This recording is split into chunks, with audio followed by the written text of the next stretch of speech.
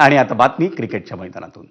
मुंबईने रणजी करंडकाच्या सलामीच्या सामन्यात जम्मू काश्मीर विरुद्ध पहिल्या डावात 386 धावांची उभारणी केली.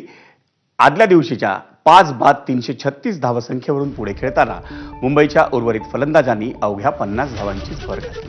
मुंबईकडून सिद्धेश लाडनं 116 तर शम्स मुलालीनं 91 धावांची खेळी केली आणि त्यानंतर जम्मू काश्मीरनं दुसरा दिवस अखेर 7 बाद 273 धावांची मजल मारली. जम्मूचा कर्णधार पारस डोगरानं शतक झळकावलं.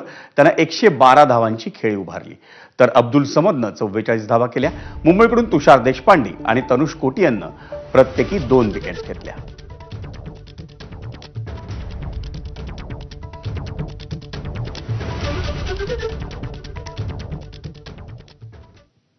आणि या बातमीनंतर मुंबई ईस्ट वेस्टमध्ये घेऊयात आणखी एक ब्रेक, पण तुम्ही पाहत राहा एबीपी माझा.